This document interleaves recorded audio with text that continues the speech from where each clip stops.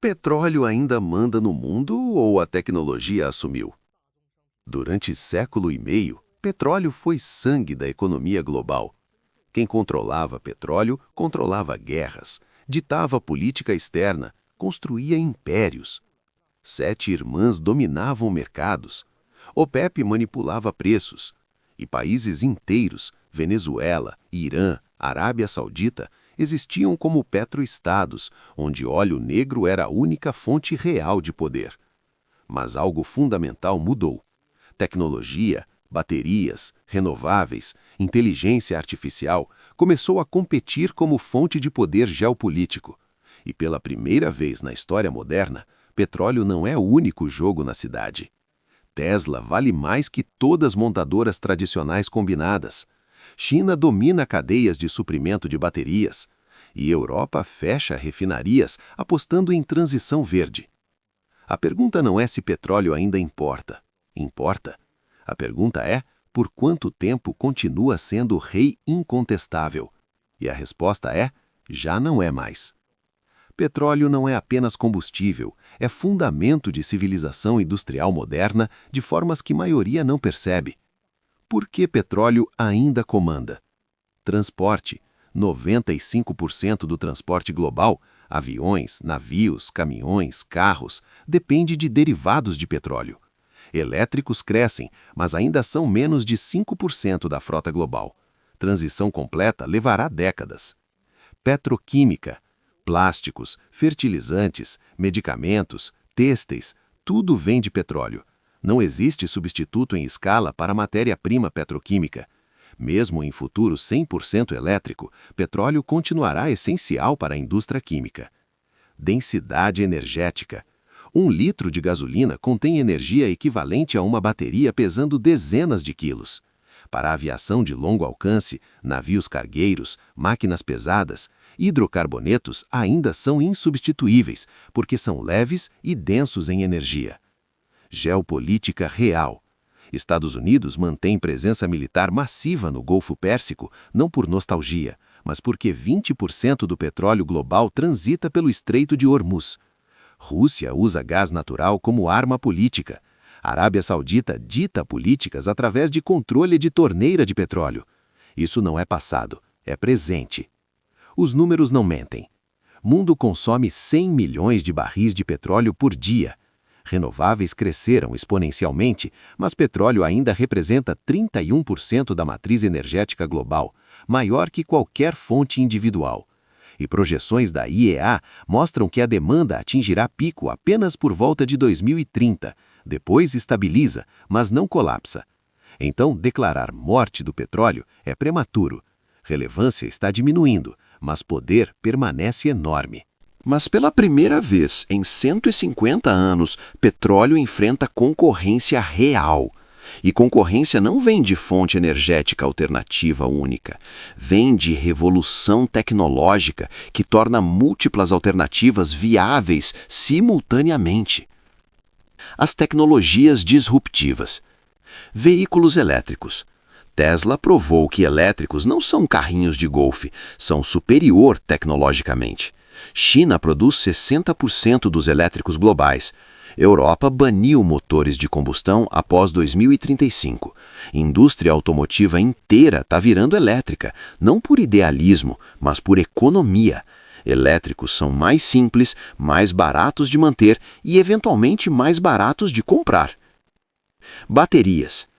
Custo de baterias de lítio caiu 90% em década.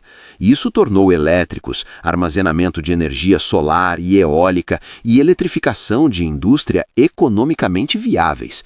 E próxima geração, baterias de estado sólido, sódio, promete densidade energética ainda maior a custos menores. Renováveis. Solar e eólica são agora fontes de energia mais baratas em maioria dos mercados, mais baratas que carvão, gás ou nuclear. Não por subsídios, por eficiência pura. E, diferente de combustíveis fósseis, custo continua caindo através de economias de escala e inovação tecnológica. Inteligência artificial. IA otimiza redes elétricas, prevê demanda, gerencia carregamento de veículos elétricos, maximiza a eficiência de painéis solares, torna sistemas de energia descentralizados viáveis, onde cada edifício gera e armazena própria energia, ao invés de depender de usinas centralizadas. Hidrogênio verde. Produzido através de hidrólise, usando eletricidade renovável, pode descarbonizar indústrias pesadas, siderurgia, cimento, aviação de longo alcance, que são difíceis de eletrificar diretamente. O que isso significa geopoliticamente? Tecnologia oferece algo que petróleo nunca ofereceu: independência energética para países sem recursos fósseis. Alemanha, Japão, Coreia do Sul, importadores massivos de petróleo, podem gerar energia renovável domesticamente. Isso redistribui poder de petroestados para países com tecnologia, manufatura e capital. Transição energética não é processo neutro. Cria vencedores e perdedores, e corrida já está definindo quem será cada um. China, a nova Arábia Saudita. China domina cadeias de suprimento críticas para a transição energética com controle esmagador. Painéis solares, 80% da produção global. Turbinas eólicas, 60% da produção.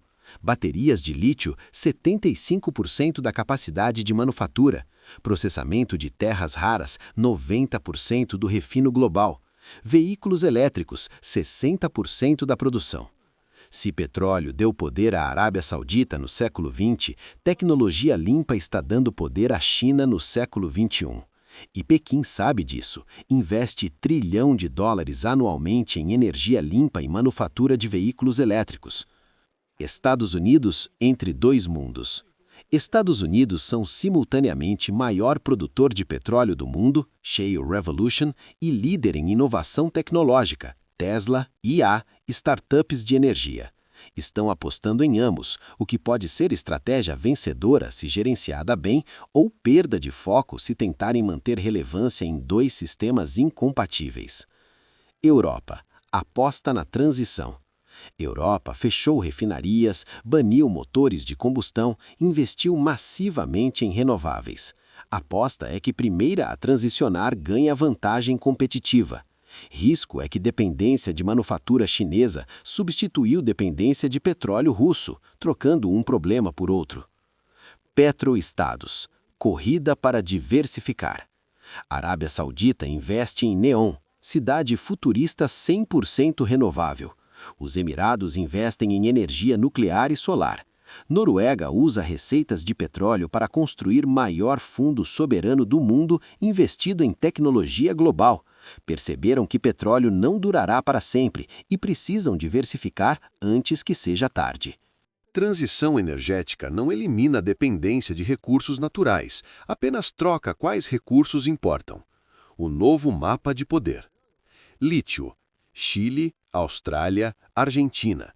Triângulo do lítio na América do Sul tem maiores reservas, essencial para baterias. Quem controla lítio controla a mobilidade elétrica. Cobalto. 70% vem de República Democrática do Congo, país instável, trabalho infantil documentado, corrupção endêmica, gargalo crítico para baterias. Terras raras. China domina completamente, 90% do processamento, essenciais para motores elétricos, turbinas eólicas, eletrônicos. E China já usou como arma geopolítica, cortou exportações para Japão em 2010 durante disputa territorial. Cobre, essencial para a eletrificação. Veículos elétricos usam 4 vezes mais cobre que veículos convencionais. Chile e Peru têm maiores reservas. Demanda vai explodir e preços já estão subindo. A lição. Petróleo criou petroestados. Minerais críticos estão criando lítio-estados e cobalto-estados. Poder não desaparece, apenas se move de Golfo Pérsico para Congo, Chile e China. E nova geografia de recursos criará novos conflitos. Quem controla Congo, controla cobalto. Quem controla Chile, controla lítio. E quem controla China, controla processamento de tudo. Transição energética não será limpa, rápida ou pacífica. Será híbrida, prolongada e conflituosa. O cenário mais provável: petróleo permanece relevante por décadas, especialmente para a aviação, navegação, petroquímica e países sem acesso a alternativas. Mas participação na matriz energética global cai progressivamente de 31% hoje para talvez 20% em 2050. Renováveis e elétricos crescem exponencialmente, não porque governos mandam, mas porque economia favorece. Solar mais bateria já é mais barato que construir nova usina a gás na maioria dos mercados, e vantagem econômica só aumenta. Mas transição cria vencedores e perdedores. Vencedores: China, manufatura; Estados Unidos, inovação; Europa, Early Mover Advantage; países com lítio, cobalto e terras raras. Perdedores: petroestados que não diversificaram, Venezuela, Nigéria, Argélia, países dependentes de exportação de combustíveis fósseis, indústrias tradicionais que não adaptaram. E perdedores não aceitarão derrota silenciosamente. Petroestados tentarão atrasar transição, lobbying, desinformação e subsídios a combustíveis fósseis.